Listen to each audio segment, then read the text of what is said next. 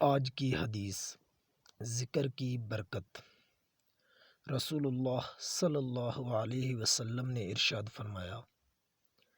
جب بھی اور جہاں بھی بیٹھ کے کچھ بندگان خدا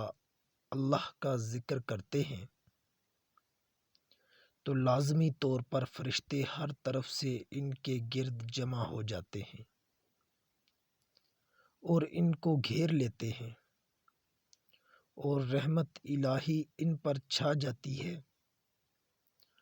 اور ان کو اپنے سایہ میں لے لیتی ہے، اور ان پر سکینہ کی کیفیت نازل ہو جاتی ہے، اور اللہ اپنے ملائکہ مقربین میں ان کا ذکر فرماتا ہے۔ قیامت کے دن سب سے بہترین عمل نبی کریم صلی اللہ علیہ وسلم نے فرمایا، کوئی شخص جب صبح کرے اور جب شام کرے تو 100 بار سبحان اللہ و بحمدہ کہے